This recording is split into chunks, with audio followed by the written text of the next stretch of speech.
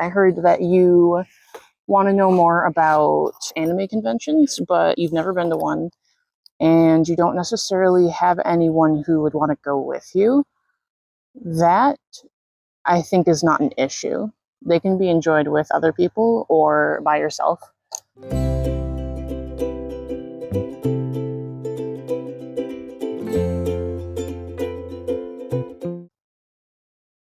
So I figured I would just, in 30 minutes or less, due to impending rain, ramble about basically what you can expect. These aren't my video notes. What you can expect from an anime convention if you've never been to one. If you don't really know like what it has to offer, and you just don't know like what you can do there, what you can dress like. You might be wondering, do I need to go in costume? The answer is no. Do I need to go in a good costume if I go in a costume? The answer to that is also no. I'll talk a little bit about some of the anime conventions I've been to and what they were like. I have a couple props here. This is a badge that you wear when you're at the convention. This is a physical guidebook to all of the guests and events. It usually has really pretty art on it, but there's also an app version usually. So I'll get into that. I guess I'll just tell you what my friends and I do when we decide that we're going to go to a convention.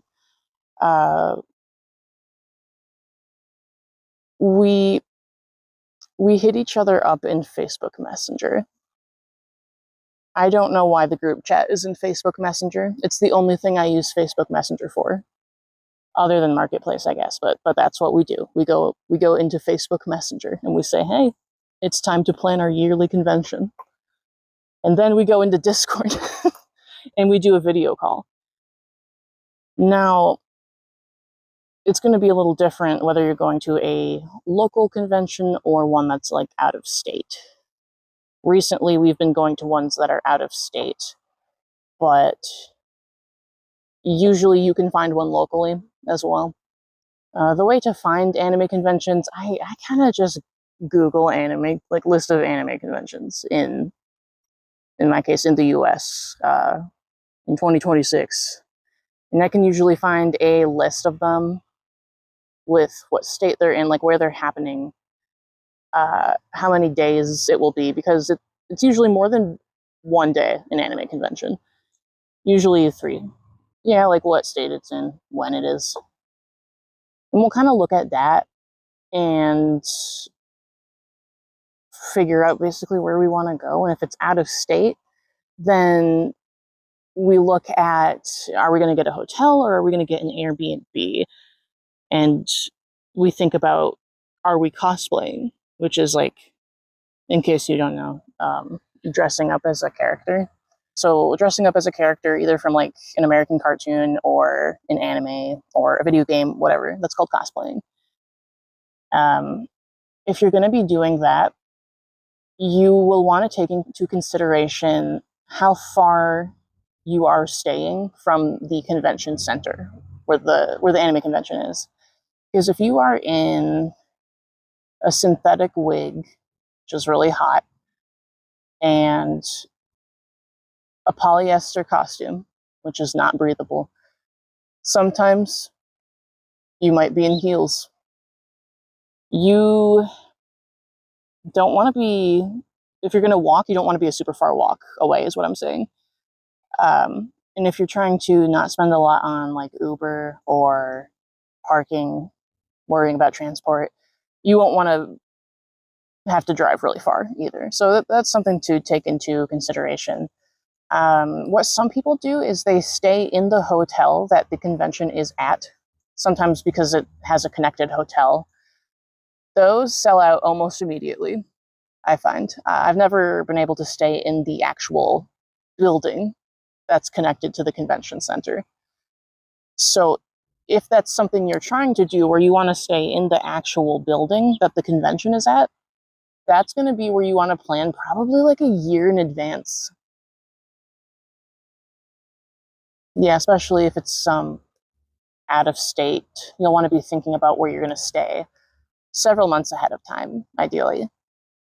But those logistics aside, let's get more into like how you attend the anime convention. Like how do you get in?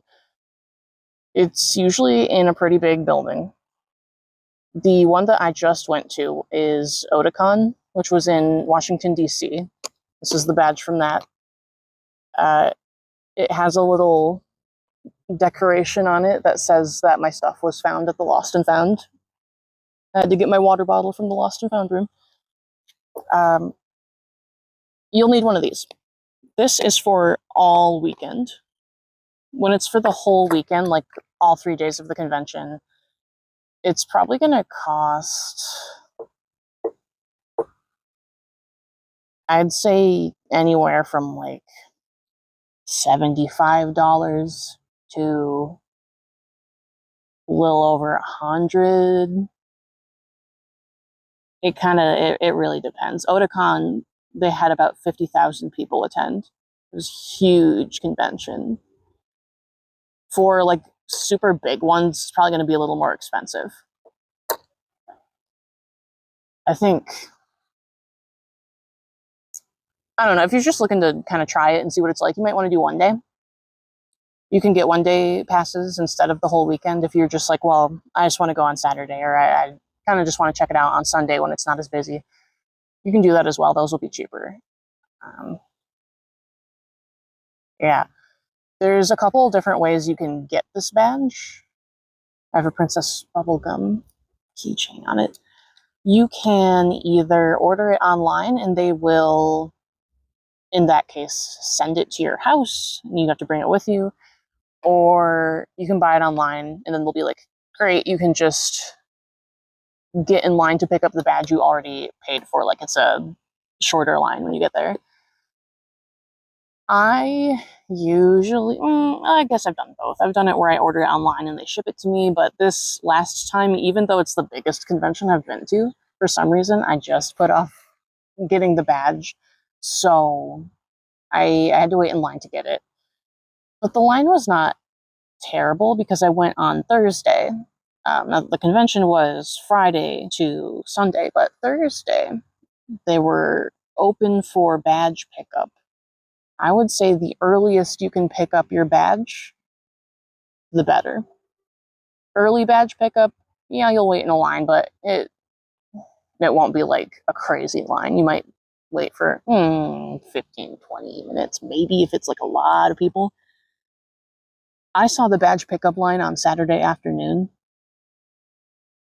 That might as well have been an event itself. That was crazy. I'm glad I didn't have to do that. Okay, so then you pick up your badge, and if they're chill, they'll give you a lanyard so that you can put it on. You need to wear it during the whole convention so that you can show it to staff to be like, I paid to get in here.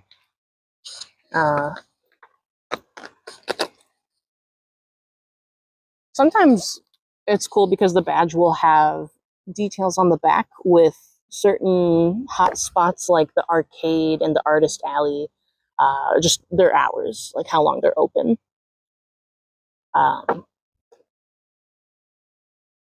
Actually, this is a good reference for like some of the main things there.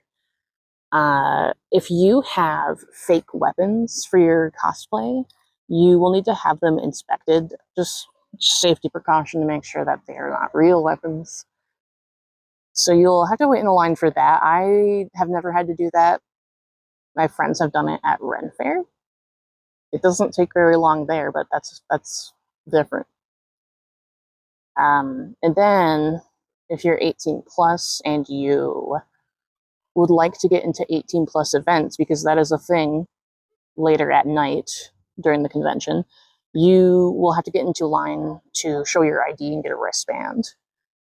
I'm pretty sure at most places you can get your paper wristband, and then the next day you can go get another one if something happens to your first one.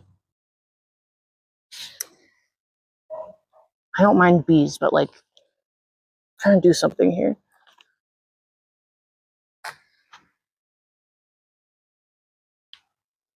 The clouds are rolling in.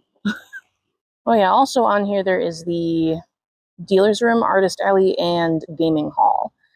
The dealer's room and the artist alley are pretty similar. Sometimes they are in the same big room.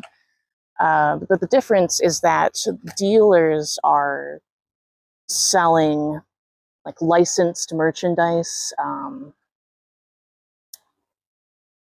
They didn't, how do I explain?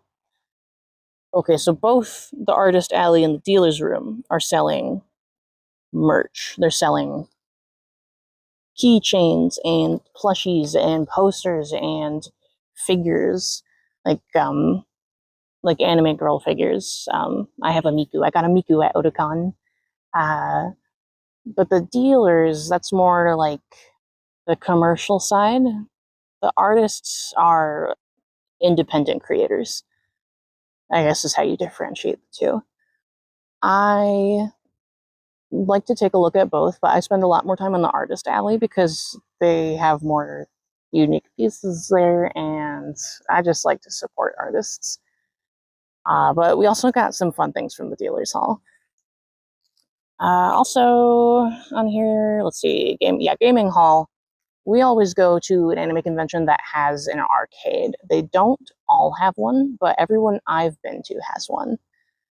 It depends on the size of the convention. A lot of these things do with how many of something there will be, but there's usually a line of actual arcade games. Those will include a section of rhythm games where it's like a genre of game where you are doing button presses to the beat of music. Those are really popular. Those will have a long line for people waiting to play that game.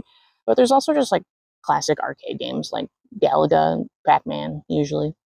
And then they'll have a section they'll have monitors set up and they'll have consoles connected to those. And then you can go play like whatever they brought to the convention. Like usually they have Switches and maybe a couple GameCubes.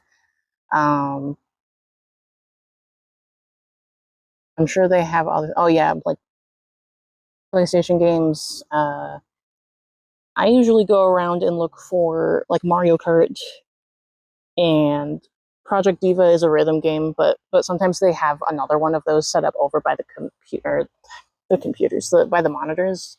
They also do tournaments there for like fighting games. Usually there's like a Tekken tournament. A lot of times there might be like a Mario Kart tournament. Yeah. Sometimes they set up Just Dance. They'll set up Rock Band. Sometimes the arcade has a separate section for karaoke. And that is where you'll just walk up to whoever is hosting the karaoke. You kind of like look at the songs that they have, or you can ask them if they will play a song.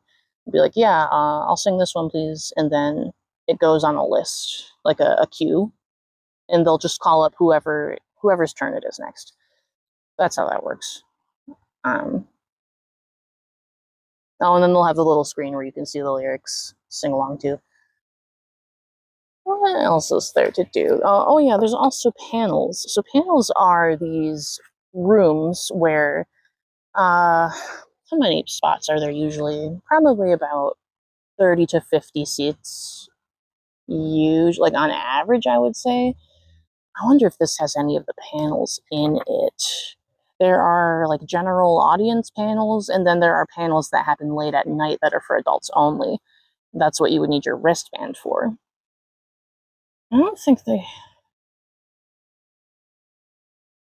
This is really helpful. You'll want to look at either this or the app. I feel like it's always on the guidebook app, and you just enter in like what convention you're going to, and it will show a list of all of the events going on. But there's usually like a fashion show.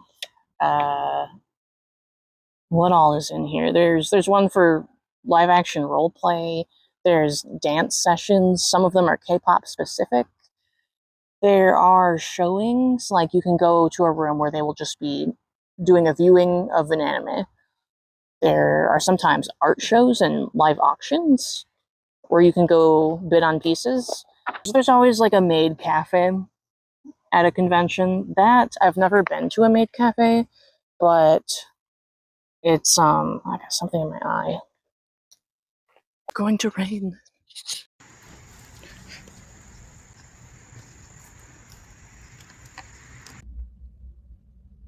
To see how loud that rain gets. I wonder if you'll be able to hear it.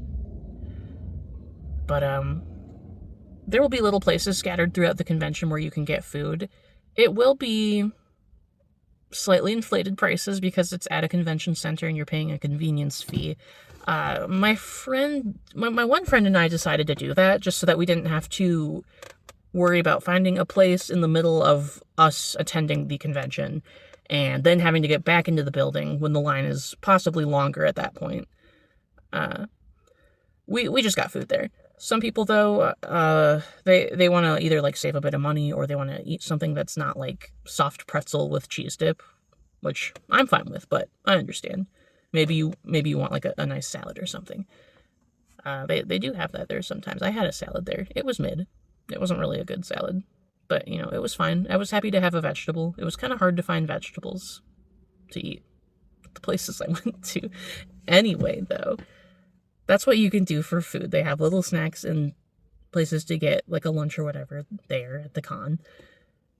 Sometimes there's even, like, ice cream trucks and stuff parked outside, like food trucks and all that. But food aside, there's a couple things you can do at that point once you're in there. You can wear cosplay, you can not wear cosplay, it doesn't matter. I think a large amount of people will be wearing it, but there's also a decent amount of people who aren't. If you are wearing cosplay, it is highly possible that someone will be coming up to you, or multiple people, might be coming up to you and being like, "Oh, I like your cosplay. Can I take a picture of you?" That's a really common thing that happens. You can also do this to other cosplayers. If you see a really cool costume, you're like, "Oh, that's cool. Can I take a picture of you? Or can I get a picture with you?" That's perfectly fine to ask, but do ask. That's common courtesy. Along with that common courtesy, or at least it used to be this way, I've heard that convention culture is, like, shifting a little bit, but it's generally understood that if a cosplayer is eating, you don't ask for their photo because they're busy. Like, if they're waiting to get food or they're actively eating, don't be asking them for a picture because they probably have been asked for pictures a bunch already and they're just trying to, like, eat their food.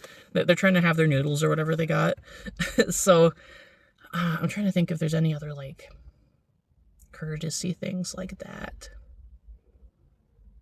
None that I can think of at this moment, but if you're someone watching this who goes to conventions a lot and you know of these types of courtesy things, feel free to comment them and let me know. There's probably some that are just slipping my mind. Sometimes there's, like, a fashion show. That's kind of fun. There can be cosplay contests where people show off their costumes, and they're usually pretty, like, for a contest, it's usually pretty high quality stuff because they're judging the, like, sewing job of these costumes and everything beforehand too. This is just pages and pages of special guests dancing, like a dance hour. Some of them are K-pop specific, like they'll play K-pop songs, you guys all dance to it. Sometimes they have, like, concerts. I've been to one that had a talent show. That was pretty fun. What else is there here? There's usually a maid cafe. I've never been to a maid cafe, but I've heard that it's pretty much just, you get cute little desserts. You're served by maids, like ladies in frilly dresses, in maid outfits, and then they do a performance usually. like a dance performance, I think. I don't know. I've never been to one, but it sounds fun. I've never been to one because it's usually an additional fee to get in. Like, you pay for a ticket after paying for your badge. And I usually don't do the events that you have to pay extra for, but sometimes it can be worth it to do that. It's really up to you and what sounds fun to you, what you're willing to pay for. I'm trying to think of an example of other panels. What usually ends up happening, because I haven't always been organized about, like, what I'm going to do each day of the convention, I kind of just wing it. Usually what happens is I don't go to a lot of panels. I just spend a lot of time at the arcade and the artist alley. Those are the two main places I hang out. I do occasionally go into a panel, though. I'll go into a couple panels. I really should be doing that more to get my money's worth, probably.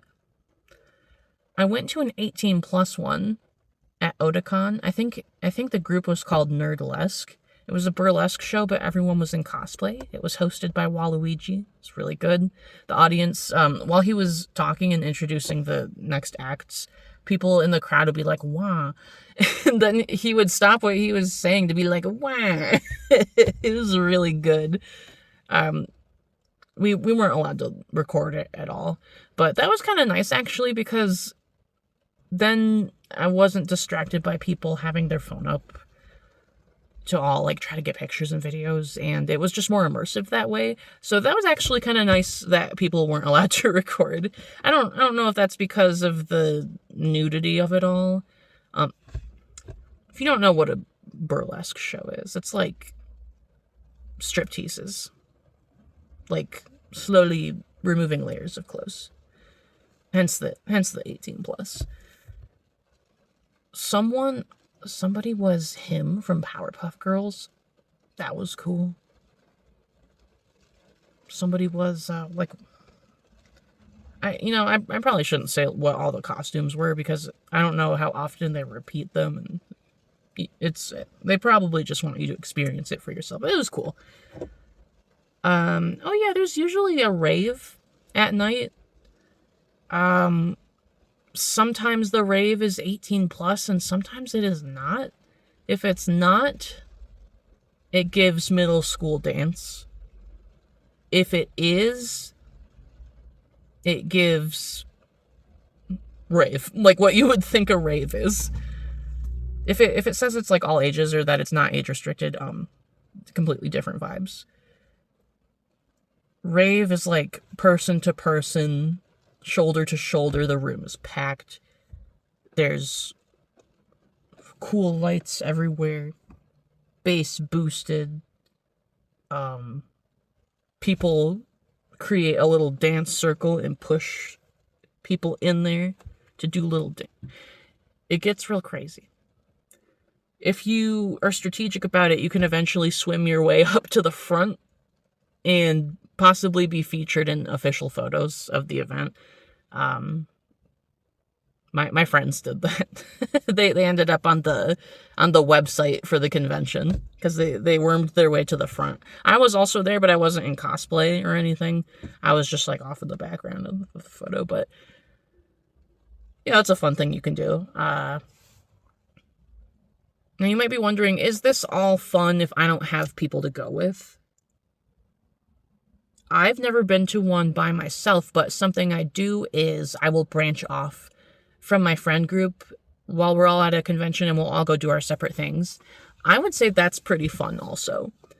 So I do think it's worth going alone. It's not like weird to do that. People are off wandering around by themselves all the time.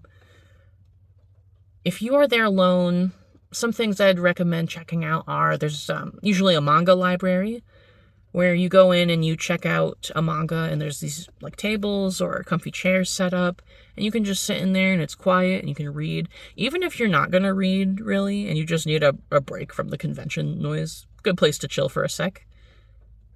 I didn't take the pillows inside. They're all wet now. No.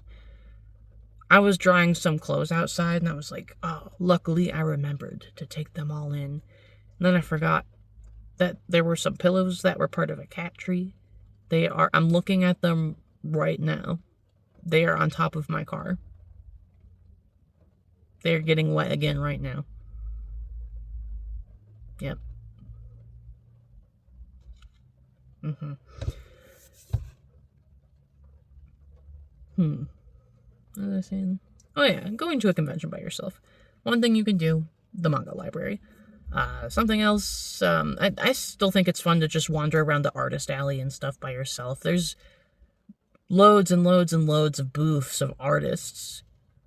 And it's like a whole event to just go look at all the stuff that they offer.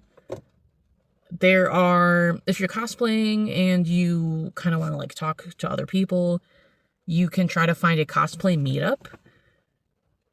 It will be listed on the schedule as like such and such meetup or such and such like photo shoot, like Legend of Zelda cosplay meetup, where you go to a location at a certain time and all like Midna's there, Zelda's there, Link is there, that leaf thing is there. I haven't played a lot of Breath of the Wild. What is that thing called? What's the thing that says yahaha? What's he called? Something else you can do.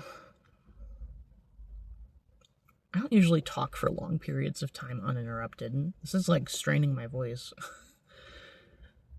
Sometimes there are concerts. I think did I mention that? I might have. Sometimes there are concerts and you can go to that by yourself. That's pretty cool. You can even go to the rave by yourself and just kind of dance around. You can't really tell who is with who in a rave. It's all just like a sea of people. And you usually end up interacting with people at the rave anyway, because like you're bumping into people and you're like, oh, sorry, oh, whoa, I like your costume. Stuff like that. If you are looking to, if you're going by yourself, but you are open to talking to random people, I would find the area of it's usually in the like artist alley or dealer's hall area, where there's just like a cluster of tables set up that people can eat at, or maybe it's like by a stage, people sit there to look at the stage. There are not enough tables for everybody at the convention. A lot of people end up eating on the floor. They keep the border of the convention area clear. People will just all be like sitting there in that empty space. But the thing about those tables is groups of people who went together to the convention are sitting together, and then they don't take up all of the chairs usually, so there's like a few empty chairs, and people who are shy don't really want to sit there. But it's always cool to just go up there and be like, hey, is anyone sitting here? Do you mind if I sit there? And if no one is sitting there, people have always been super chill about it. Like, oh no, yeah, go ahead and sit there. I've talked to random people that way, and because I'm such a slow eater, I could talk to like 3 different groups of people though. I'm just eating my salad the whole time. I was pimling, eating my little salad by myself at the table, and these cosplayers showed up and they were like, oh, you seem like a happy eater. I don't know what that means, but like, I don't know why they said that, but I was like, I think that's a compliment. Whatever, I'll take it. So they sat down and I talked to them. So that's one way. If you see someone whose costume you like, that could be a good way to start up conversation. But my friends and I at Otakon, we just saw this random person whose costume we liked. I wasn't familiar with the costume. I think it was from Persona. I don't play Persona, but my friend was cosplaying the red-headed lady from Persona 3. And she ended up talking to him. We just started a random conversation with this guy because it was just like, whoa, I like your contacts. Those are cool, because this person had like yellow contacts, and like, whoa, where did you get those? Just started talking about that, and then they started talking about like what costume they were in before, and they just started talking about Persona, basically. And I think they probably followed each other on Instagram. That sometimes if you are just like chatting with a random stranger at a convention, it can end in like a exchange of socials. So that's one way. Even if you aren't gonna talk to someone directly, while you're there, you can always look up after the fact who attended, because people will be posting pictures of their costume or whatever on like Instagram or Tumblr or whatever it is that you use. People will be posting videos to YouTube about their con experience. You can find people who went and be like, oh yeah, I was there. I like your costume. Hey, I don't have anyone to go to cons with. I was wondering if you like want to get a group of people together sometime. I don't know, maybe that's kind of forward. Maybe you'd have to chat with them a little bit first, be like, see if you have any shows that you like in common, maybe. I don't know, there's endless opportunities to make friends that way.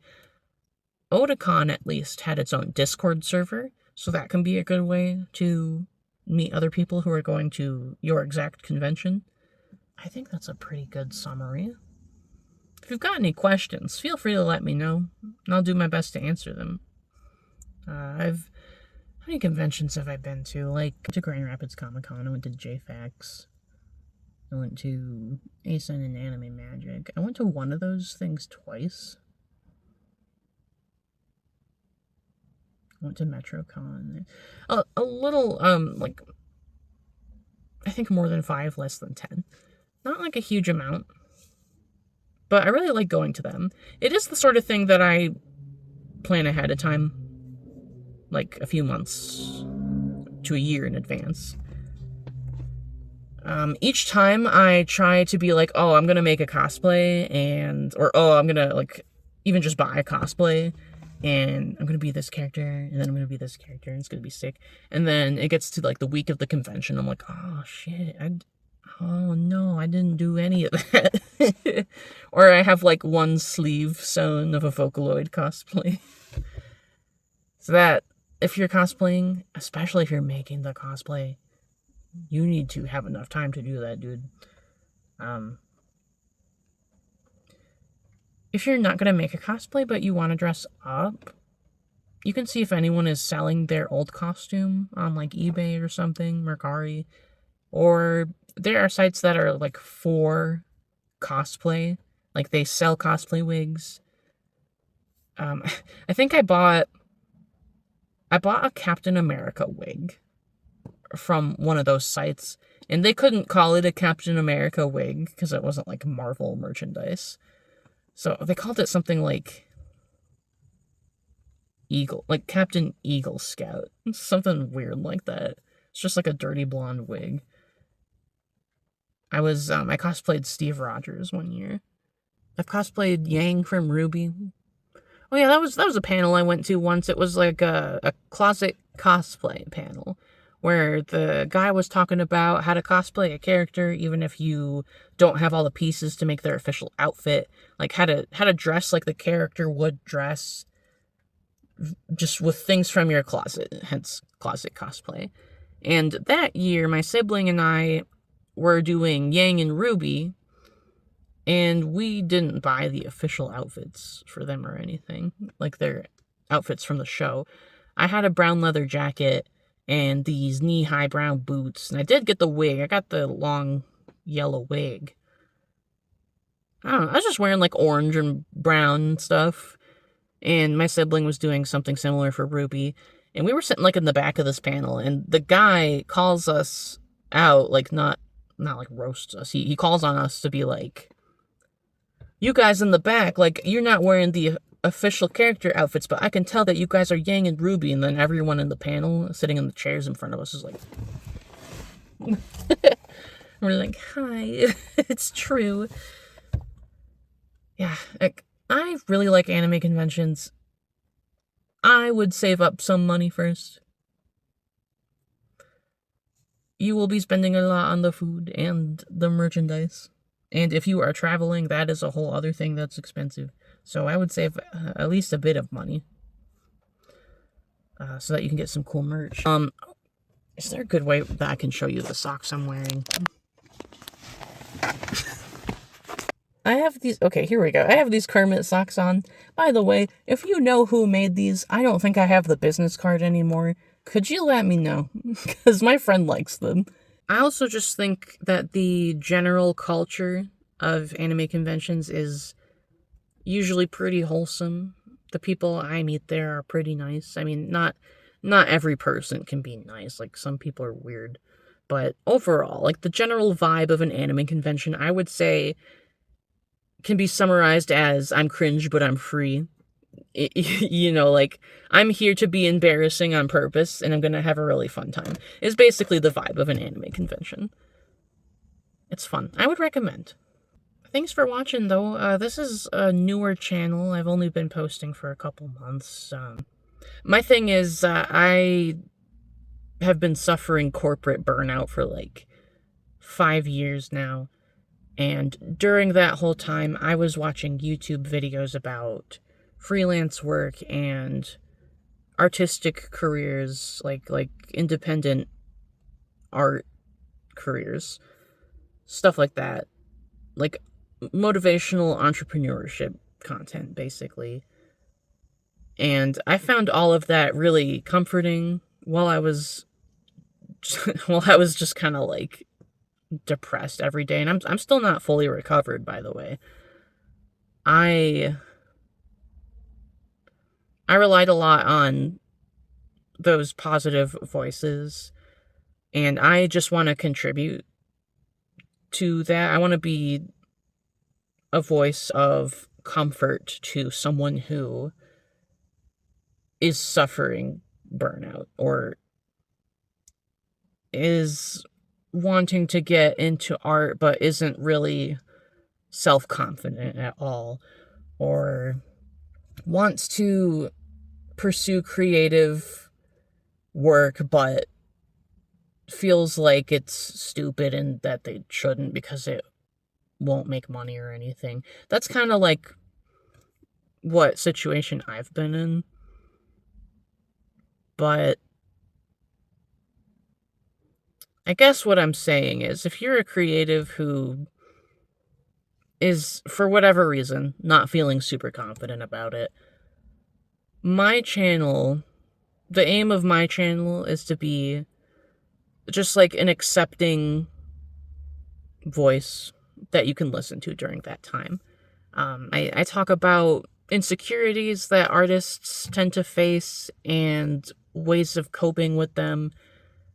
I talk about, of the videos I posted so far, I have like a Redbubble tutorial if you're thinking maybe you want to turn your art into stickers and like have a little shop where you can do that. What other videos have I made? I made one for people who are going to college soon, and they're like nervous about it because they're going to be out as queer for the first time, basically. That was my experience when I went to college.